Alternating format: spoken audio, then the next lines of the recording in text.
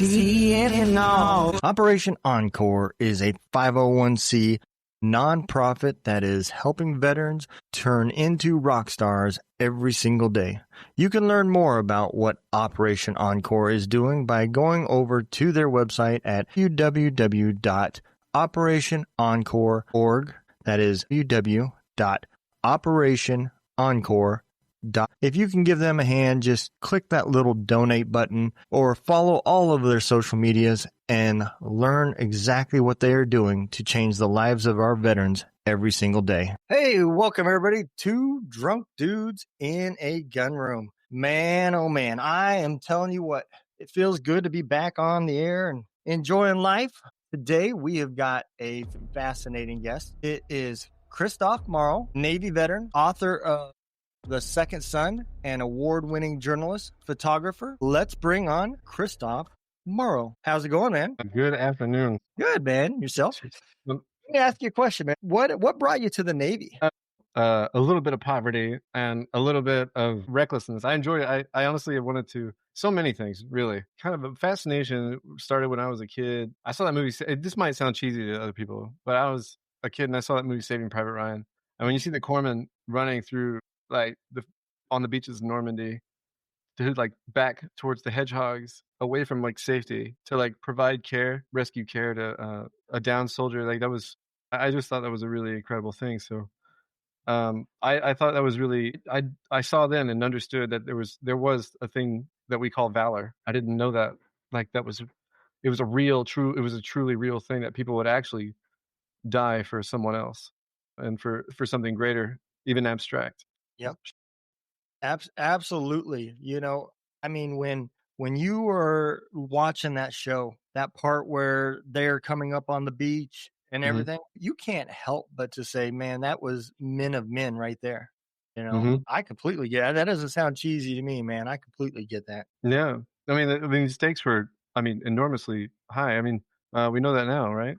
Yeah. And then after that, I've always been fascinated with, healthcare just in general, because it just seemed like in my mind, some part of me was prepping for doomsday situation, and I was like, what's always useful?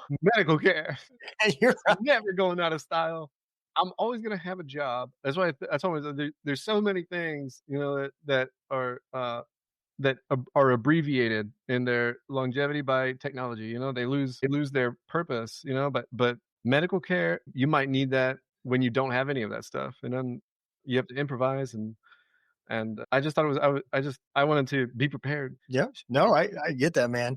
I kind of wish I would have went into the medical field instead of being a mechanic, because you can always learn how to fix things, but it is tough as hell when there's no books, no internet no more, and doomsday type situation to say, now's a good time to learn medical care.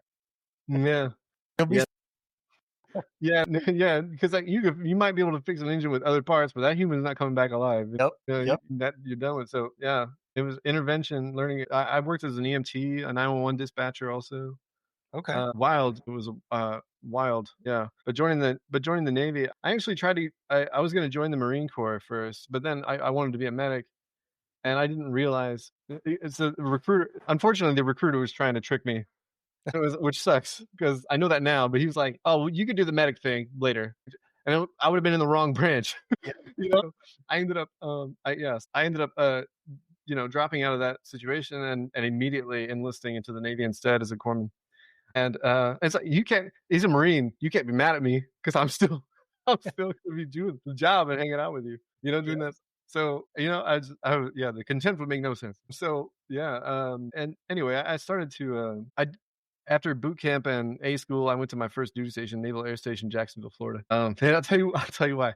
The most important reason to me was that I had been living in negative 40-degree weather for too long. I'm from South Texas. I couldn't handle it anymore. I hated it. It was so cold. It was so cold. I hated it so much. I've never been cold in my life. Never been there. I'm not too far from Jacksonville. My family's living out there in Jessup, Georgia, by Brunswick. So about 40, 50 miles north of the Florida lines. Yeah. It's funny. I only went to Georgia one time and it was for something for we were doing some triage combat casualty care thing. It was like we were doing some kind of thing, and we went to like some naval, like some kind of port or something. I don't even remember what it was, but I didn't really get to go anywhere else in Georgia. But I've always wanted to. It sounds like a beautiful place. Yeah, Shakespeare. I'm not a fan. I'm not a fan, man, but it's too damn hot for me. Yeah, yeah. I'm fat, so I like it cold. Yeah, man, I honestly, I was sick of, I was sick of it. I couldn't do the cold anymore. And Shakespeare, I have Tourette's, y'all. I don't know if you know, if you have, anyone that doesn't know, and you're gonna hear me say Shakespeare, because that's what tick I have, which is fortuitous because it could be worse. Just it could be worse, and it's something. It often is, but right now it's just Shakespeare. It's just Shakespeare. Anyway, yeah. So I wanted to. It rained every day at 4 o'clock in Florida. It rains every day 4 o'clock, almost on the dot. It's like oh, Jesus turns on the little sprinklers. Yep. Threw the water in the lawn, and anyway. It never fails. You're like the humidity should go down. It's raining and the humidity's going up. It's crazy. It's worse. Yeah. You're dealing with like fog that's got a fog with a vengeance.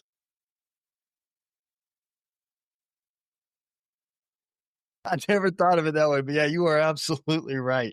So you how long were you in the Navy? I was in it like for about a year and a half because I had developed Tourette's, and it was something like a seizure, and you're not deployable anymore. Okay. And so and what they would have done, I would have been on duty roster for the rest of my service. I would have been mopping floors, in bathrooms, and I was like, no, thank you, no, thank you. Yeah.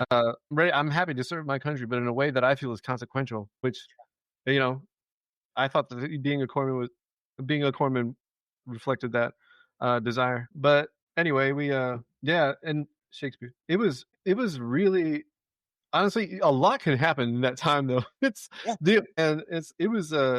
was really, sometimes some of it was really fun, some of it was really rough. I lost a shipmate, and that was really hard.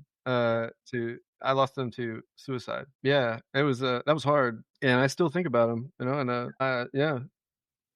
Yeah, man. I'm going to tell you, as veterans, we have. I think we waited too long to take matters into our own hand, and we relied on the VA and everything else to stop this. And we finally have started coming together as a community to bring that kind of awareness. It's tough, man. Did he just get out of the military when it happened, or was he still in? He was still in. We were Shakespeare. The circumstances of what led him emotionally that night for that, but I don't know. And I don't want to speculate either. But what I know is that 10 days before that, it was Christmas leave. So we went home on Christmas leave, and right before I left, he got the whole department together, and he said we should do a suicide briefing and discuss how it increases over the holidays. And that briefing did not go well. Something. Last time I talked about this, it was with another veteran, and he was saying that we have a grim sense of humor that you have to develop, and that's kind of what happened. There was a kind of a lack of seriousness to like manage it emotionally, I think. Yeah. And he 10 days later, he died 10 days later. I found out when I got back from Christmas leave. It was my first day back. The duty driver picked me up from the barracks. He was driving me to the hospital. I was alone with him, and he said, "You know an LS1 Tom Murphy?" I was like, "Yeah, that's my LPO. He's the leading petty officer. Why?" And he said, "Yeah, he killed himself last night." Oh my God. And I was like, "I'm sorry. Wait, what?" And I was in shock. I went in shock, like straight up. I didn't know what to do. I didn't know who knew, because nobody called me. My chief didn't call me. Yeah, and he had to break the news to us that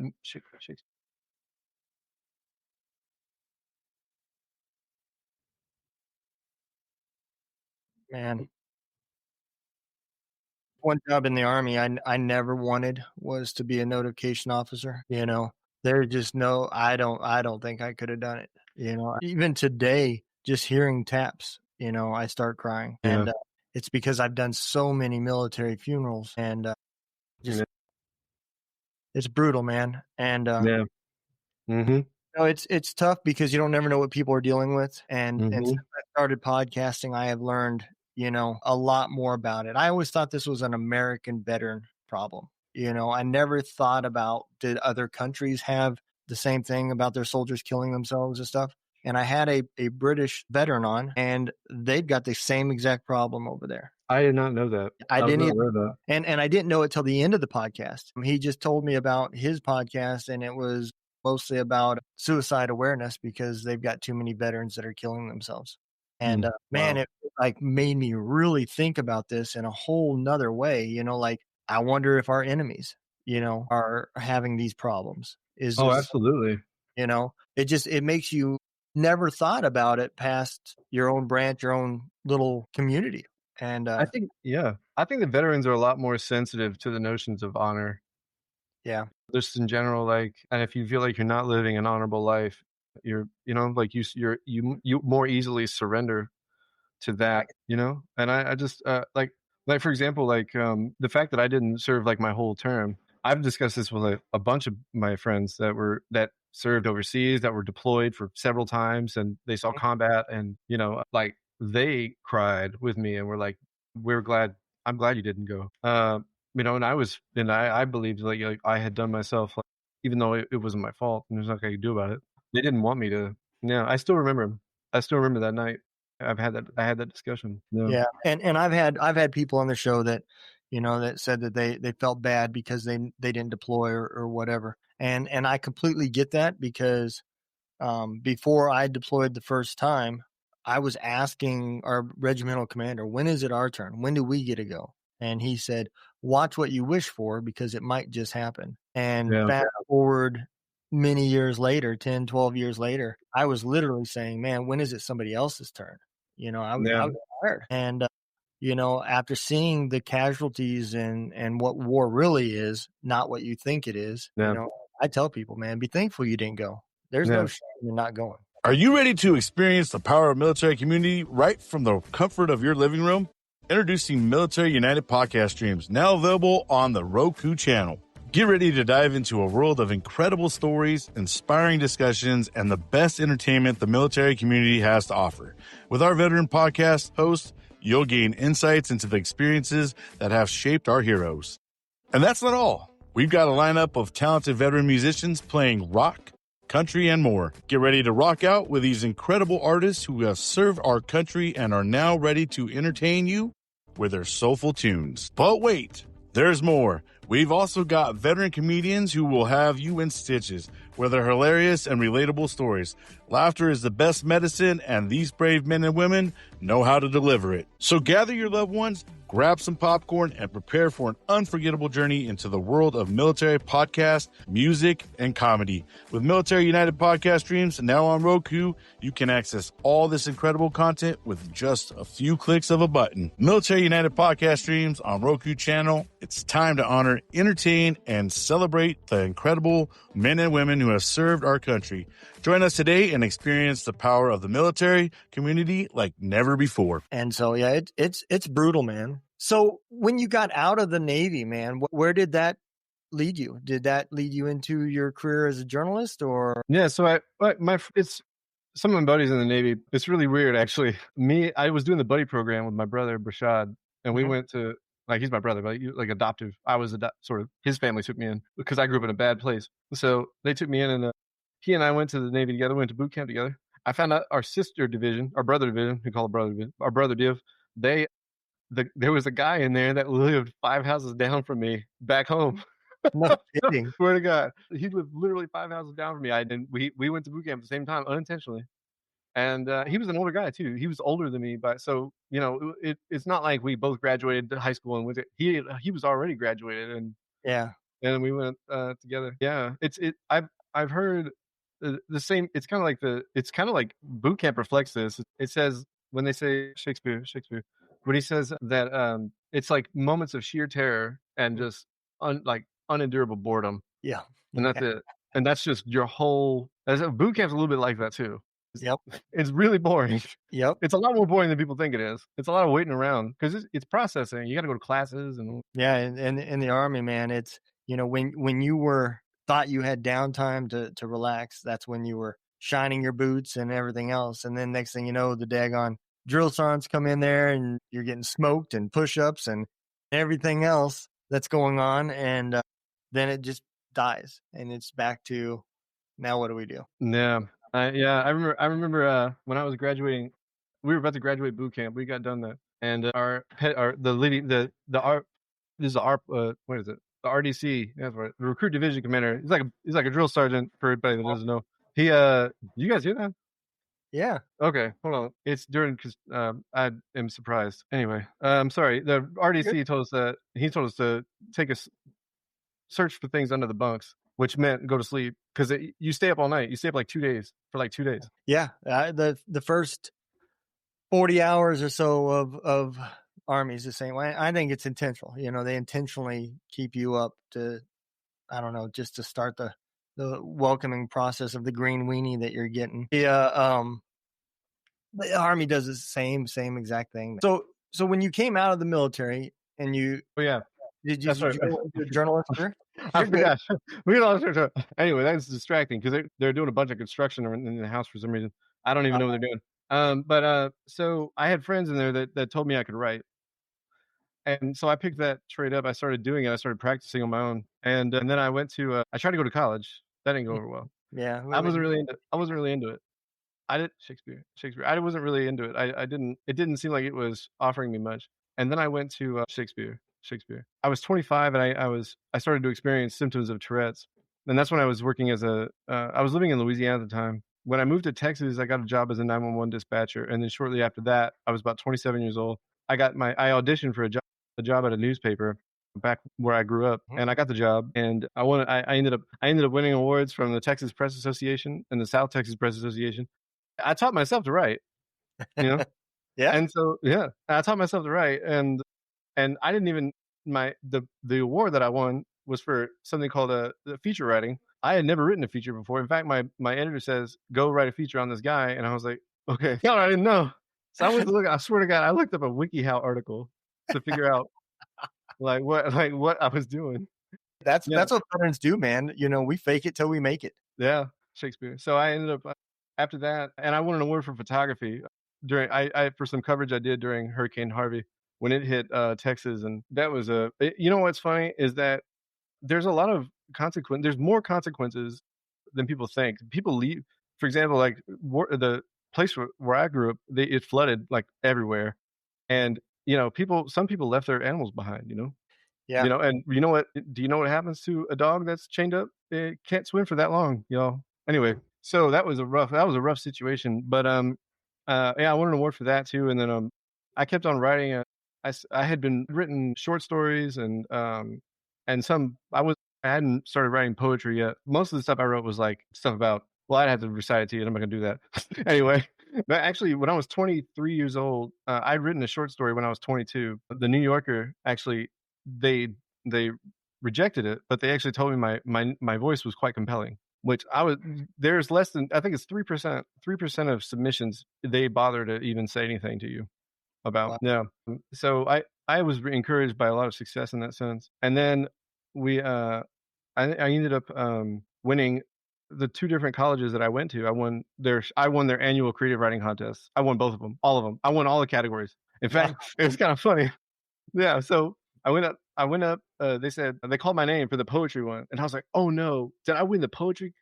In poetry, I don't care about poetry. I wanted to write. I write short fiction. I wrote I wrote a short story about a guy that gets arrested. It's a whole thing. I liked it. But then they called my name again for the first place for that category too, and I was like, "Oh my God, it was wild. I did not expect that." Yeah. And then at the other one too, it was that they had a magazine, annual magazine that was released, and so there's a lot of things that affirmed what I meant to do and what I hoped to do. So I ended up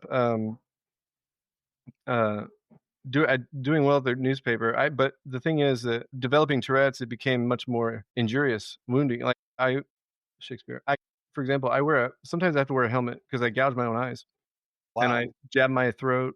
I punch myself in the face. I've given myself black eyes, bloody lips. I've made my eyes tear up because I hit myself in the nose, like directly on. I've smacked myself so hard in the ear that, it's really painful. In fact, when I was moving into an apartment building, I have to tell people, like, just so you know, it's going to sound like someone's being tortured sometimes, but that's not what's happening. I have Tourette's. Wow. Yeah. I never even thought about stuff like that. I know, and I don't know a lot about Tourette's. I know what I've seen, a few people that come out and talk about it on TikTok and stuff like that. So I know very, very little about Mhm. Tourette's, but I never thought about even, stuff like that where your neighbors think people are being tortured and stuff like that. Yeah, because it's honestly, it's really awful for so many reasons. Because your symptom, like when you have all those different stuff, like OCD, Mhm. anxiety, depression, ADHD, and all that, the symptoms flirt with each other. Like they exacerbate one another often. And so managing is like it has to be a comprehensive thing. You have to do all of the symptoms, because you can't have a runaway situation. Yeah. Yeah, but I quit writing for 5 years because of that. I moved to Canada. Have you ever wondered how you can help out the show? Well, that is very simple. You can help us out by going to www.twodrunkdudesinAgunroom.com. That is www.twodrunkdudesinAgunroom.com. There's many ways you can help us by listening to the show, supporting the show, liking, sharing, and everything else that comes along with social media. But one of our biggest goals is to help build the nonprofit Heroes Voice Media Foundation. This is a foundation that has decided to start celebrating courage and amplifying heroes. Find your voice with Heroes Voice Media Foundation. With my she's my ex now, but I'm a permanent resident here. So living in Canada, it was October 16th, 2021, and the Work BC counselor told me that she couldn't find me work based on the criteria and based on like my condition and stuff. There was nothing I could do. So she said, maybe you should start writing again because that's it. And so it was a do or die situation, because I wanted to live a life of consequence. And so far I felt like I hadn't done that yet. Even though I'd done all that stuff, I still didn't, that wasn't enough for me. But yeah, 10 minutes after hanging up that phone, I wrote my book, which is right here. Yeah. Yeah. And I've also written a kid's book, which is quite cute. Yeah. Brittany's the whole thing. Yeah, it's real cute. I'm going to tell you, man, I've started writing. So I wrote a book for my family. I have, and until they read it, I hadn't decided whether I was going to publish it or not. But, my kids went through shitty times during their pubic years because that's when PTSD was really affecting me. Mhm. And they seen me from before and after deployments. And I never talked about anything that had happened, what was going on, my mental state. I didn't talk about any of that stuff with them. It was always, I'm fine, But for 2 years, my wife didn't sleep in the same bed with me because she woke up with black eyes and stuff like that. And so she knew, but the kids didn't. And so I wrote a book for them explaining all that stuff. And, I left it up to them. They want me to go ahead and publish it. So I'm now in that process of polishing it up and everything else. But it's nowhere near as thick as that book. And I've started my first fiction book because I enjoyed writing that book more than I thought I would. So I've started a second one. And I do understand how hard that is. And so to see a book that thick, man, I don't know. Yeah, it's 225,000 words, which is as long as East of Eden. Yeah. So people that don't know, The Hobbit's 98,000, if that's a helpful measure, because a lot of people read that and they know about how long it is. 225,000 is a lot of work. It's an extraordinary amount to rewrite. Yeah, absolutely. I can't even imagine. Well, like I said, I think I'm at like 44,000 on my book that I wrote for the kids. So Yeah. I'm nowhere even near where any of those books are. And it's tough, man. A lot of going back because you probably reread that book 15 times as you're going back through and cleaning it up and editing it and all that stuff. So people don't understand, and I didn't understand until the first time I did it, how much work really goes into. And it's not like any other job either, man, where, alarm clock goes off, I get up, brush my teeth and go to work and I perform my work. You have to be in the right mental state, the mindset, otherwise you're just going to put out trash. Yeah, it's a very careful and deliberate process. Yep, it is. So my hat's off, man. Well, why don't you tell everybody a little bit about that book? No? Yeah, I'm gonna tell you. I'll tell you. No, I will. It's about a lot of stuff. It's about so much. It's about empire. It's it's got slavery, it's got pirates, it has civil wars like between different countries. It has there's a paradise in there. There's giants. There's all kinds of stuff. I try to be rather comprehensive in many senses. Yeah, I'm gonna have to order it, man. I'm gonna have to order it and start the process of reading it because I need to go to paradise for one. I definitely need to go there. I'm working in hell right now. Yeah. Well, it's one of those things like there is a paradise, but it's supposed to be an allegory for like, the way that like, because right, like it's a financial situation. Like we got the way that, the money is in the older generations right now. Yep. Like everybody's retiring and, you know, a lot of the people like myself, the young people are trying to figure out how they're going to make something make enough money to retire themselves. And that's what it's an allegory for. Like that paradise is the way that it's designed is sort of allude to that notion. Well, where did you get the inspiration for this? I've never really had a trouble generating my own sort of stuff. If I was influenced by anything, it was Charles Dickens by his style because his style in a way, Shakespeare. Yeah. I do a great deal of work. But I read about the first half of Oliver Twist. Okay. I had a guy on, and it's always funny, man, how you hear where the inspirations come from. I probably, as long as I podcast, I'll never forget this story. His writing genre is comedy horror, which is like two things already that don't even seem like they go together.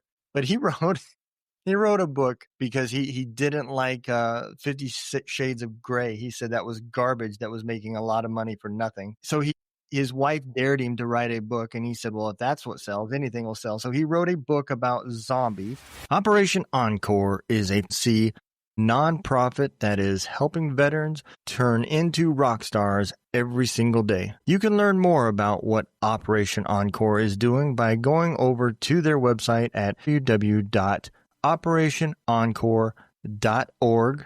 That is www.operationencore.org. If you can give them a hand, just click that little donate button or follow all of their social medias and learn exactly what they are doing to change the lives of our veterans every single day that are taking over the world and primarily the interstate. And everybody was frustrated. And a guy went home to have sex with his girlfriend who had turned. She bit him. He knew he was going to turn and he didn't want to live no more. So he went to the CVS, broke in and tried to take a whole bunch of pills and accidentally took a bunch of Viagra and discovered that as long as he was hard, the blood flow stopped him from turning into a zombie. And I'm like, where do you even come up with stuff like this?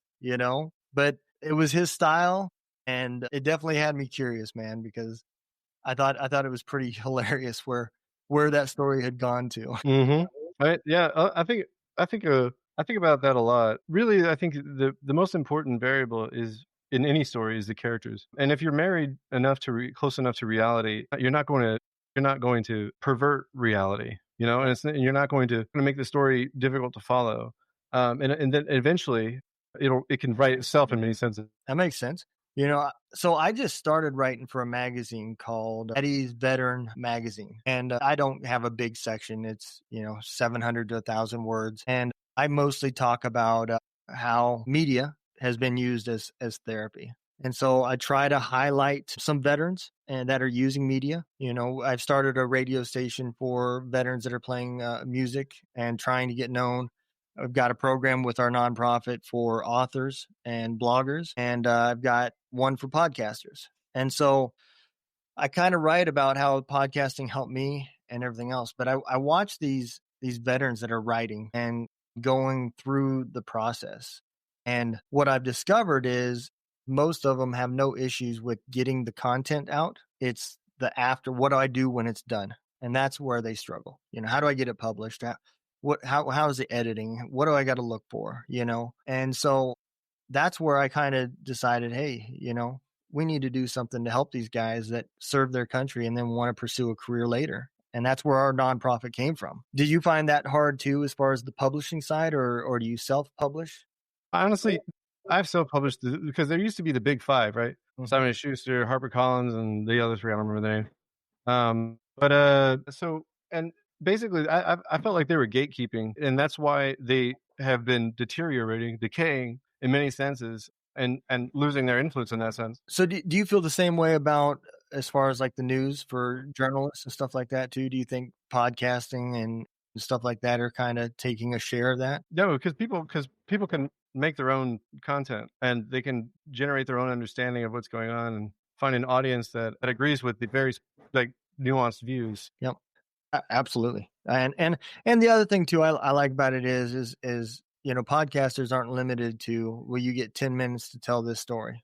And so you tell the side that's going to sell and you get as much content in as you can in the 10 minutes. And to where podcasters, I could podcast for 3 hours if I wanted to, probably have no listeners by the time it's over with, but it could be done. And so I think that's another benefit that people can get more of the story to make a decision for themselves on whether or not they believe it, don't believe it, whatever. No, that's true. That's true. Like, and often I encourage anyone to investigate stuff for themselves and to think critically, right?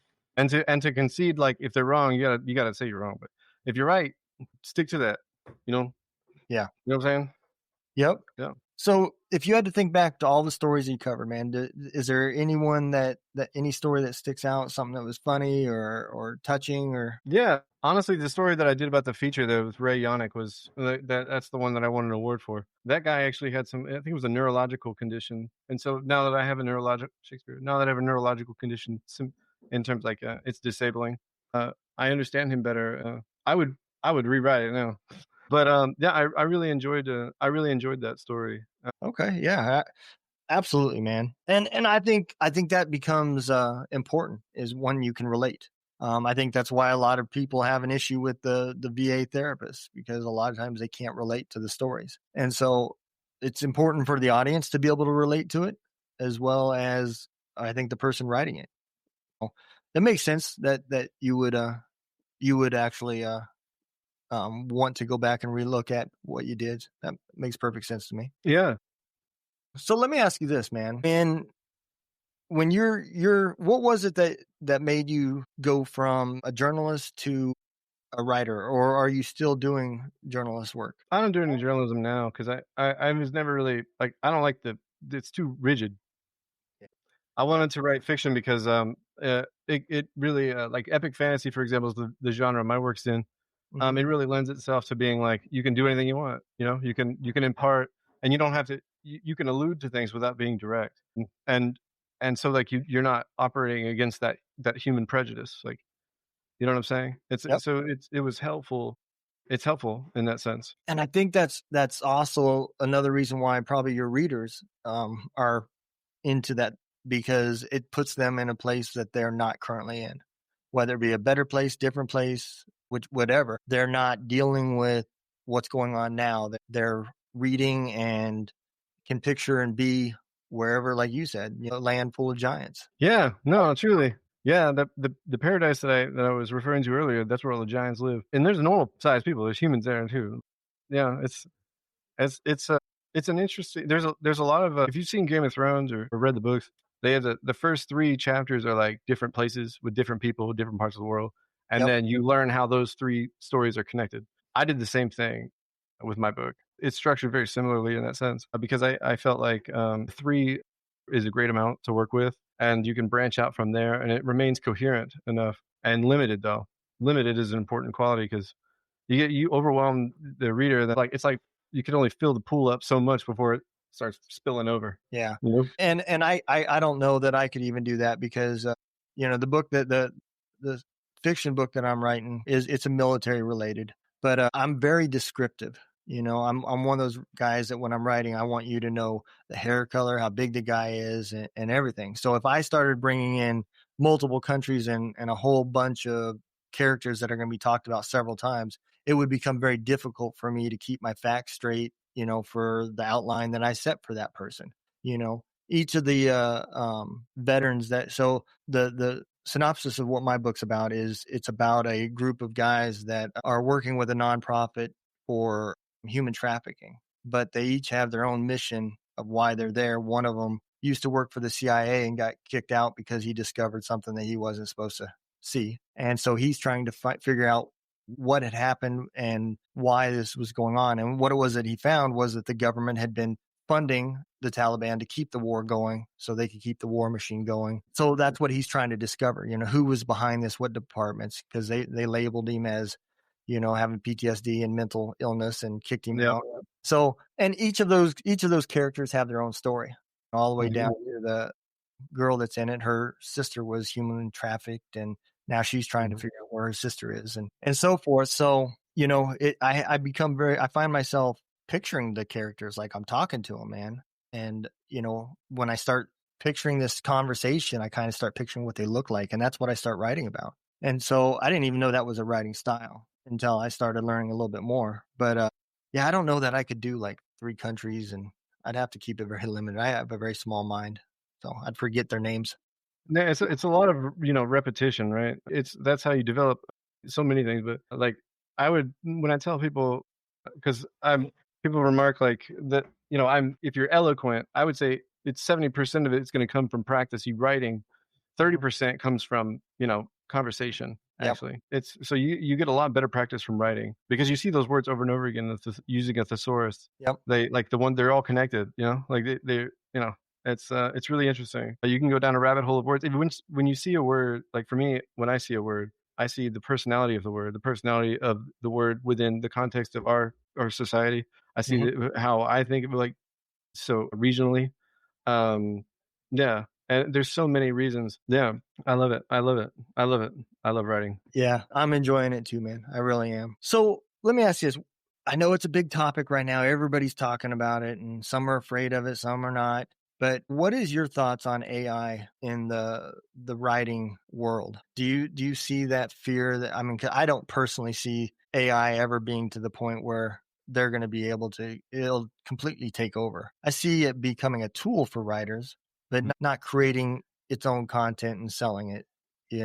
Maybe it's just because we're not there yet, but you can tell when somebody's using AI, the word choice, the layout, and stuff like that. unless they really know what they're doing. So what's your thoughts on it?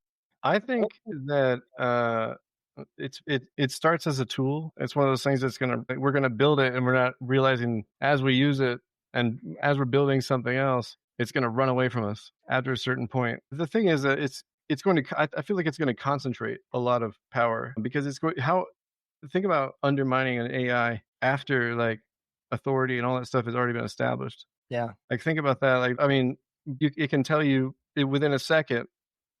Historically, this is where this area is like this. It floods in this place. If you position troops here during the spring, you can make them come here, and then like they're going to get flooded. They're not going to be able to stay there, and then it's going to mess up their positioning and their targeting and all this. There's a storm. The humidity is this, so that means this. All of these variables. How do you undermine that? It'd be really tough. Yeah. I had a guy on, and he had an interesting take on it. I didn't even expect the way that he talked, because he was all about AI. But I asked him, I said, what is your real thoughts? Where does this go? And he said, to be honest, he said, social media has separated everybody. Now we're talking strictly on computers. There's no face-to-face conversations anymore. He said AI is going to get so advanced and so good that people will eventually move away from the screen talking, because they're not going to be sure if the person they're talking to is even real unless they can touch them. Yeah, the Turing test. So he thinks that AI will actually bring people more back to the way it was prior to that. People are going to leave the computer and everything so they can know that what they're talking to is real.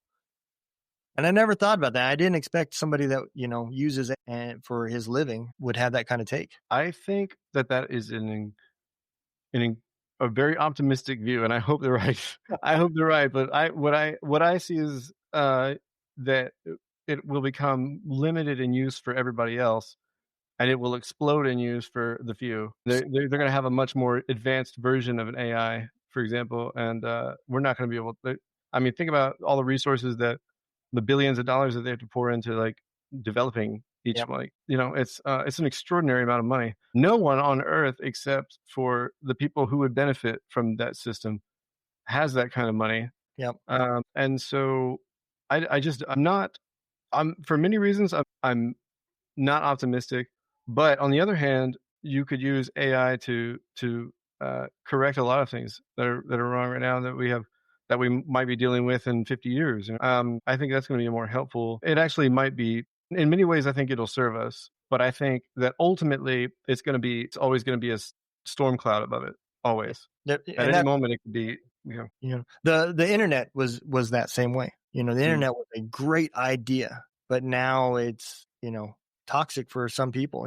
Kids are becoming victimized and everything else. And we have all this knowledge, and 90% of the people don't use the internet to learn knowledge. They use it for themselves. Yeah, memes. Yeah, memes and porn and anything else that brings the quick happiness, I guess. But, some of that stuff is always going to be there, though. It's always been there. Yep. We just weren't, like we were so readily. What the internet did is it expedited it. I saw this thing about this. It was a meme. It was the first meme. It was like from 1920 or something. It said like something like "what you look like," and it had a guy dress up. He didn't look great, and it said "what you think you look like," and it drew him very obviously very well dressed, and that's a meme. That's a meme. Yep. And the first is, I don't know if it's the first, but there's plenty of it's. Yeah, I agree that the internet also was in a way sort of created a worldwide AI. Like we were all be able to pool our notions together and develop these sort of clusters of thought. Like you have Facebook, Instagram, Snapchat, and God, I can go on Reddit. And there's so many different sites that generate a different kind of personality and then attract different personalities. You are right. Based on the forums. Like Reddit is one that there's a lot of big blocks of text. So people that like to read use that one. They like to talk a lot on that one. Twitter's like everybody's just trying to be clever in 150 characters, right? Yep. And then you got like Facebook. Everyone's trying to show that they have the greatest life ever. Instagram is the same thing. Yeah. But I use TikTok. I use TikTok and Instagram, but I don't like social media either. So I try to use it in the most wholesome way I can. Yep. Like today, I made a video. There's a character in my book named Withers. In real life, there's a doctor, a physician who started this program in the United States called street medicine, and he performs like physician's care, like out, like for people that don't have homes. He like takes care of veterans. He takes care of everybody, all the unhoused. He would provide care for them, like because they're suspicious of hospitals and stuff like that, and rightfully so. He's actually been arrested because they thought the police like accused him of vagrancy. Like he got arrested alongside with him, and this guy is an extraordinary guy. And so I made a video saying, because I finally had enough money to send him a copy of my book and tell him who he is to me, and what I've named the character I named after him and everything. And Amazon told me that it arrived today. So I made the video saying, okay, Dr. Jim Withers, if you see this, just so you know, this is real, and I want you to know that I'm very grateful for what the work you've done. That is awesome, man. And it's amazing that you're, people aren't even going to understand that, but it. When they read your book, unless they see that video or they see this podcast, that, you were inspired by a character, by somebody else that just was giving back. And I think that's amazing, man. Yeah. I'm 49, so man, I get it. Yeah, I definitely, about the only dance I could probably do is the truffle shuffle from Goonies. Yeah. How fat I am. I mean, I'm 6'1", almost 300 pounds. So, but, I think it's amazing because a lot of people don't understand by just giving back. That's therapy in itself. Oh yeah. Therapeutic. And so I think media, all media has a way to play. Somebody's having a bad day, they can go through your book and be in a place for a time that they don't have to stress about it. If they read my book, they'll probably want their money back. Yeah. Everybody, it's really important, I think, to establish it. For me, writing is about, you ever John Steinbeck, Grapes of Wrath, Mice and Men, East of Eden, Tortilla Flat. Yeah, an extraordinary writer, one of the greatest American writers ever. He said his whole mission as a writer is to help people understand one another. That's my philosophy too, and it informs everything I do. Like all the stories that I write, like I got this one in my book. I got one where this kid. It's just a short story. It's only a couple paragraphs, but I think it's pretty compelling. The kid, right before a battle, he's trying to do drugs at the bottom of the ship, and he ends up accidentally setting off an explosion. He makes himself deaf, completely deaf. He blows out his eardrums. He can't hear. and he kills somebody in the next compartment. He's going to stand trial. He can't read, so he doesn't. He can't. He has no idea what the judges are saying. He has no idea what the military tribunal is saying. Like, he has no idea what everyone, the prosecutor, and all that stuff. He's completely on his own. He's searching everyone's face for like some measure of mercy or compassion. They have nothing but contempt. Yeah. That's just one short story. That's just one little one, and that's not a little. Yeah, I do. They're all like that. They're all like that. Yeah, man. Well, brother, why don't you tell everybody where they can get the book, and if you got any links or social media that you want people to come visit, man, now's your time to sell yourself, brother. You're actually able to. You can.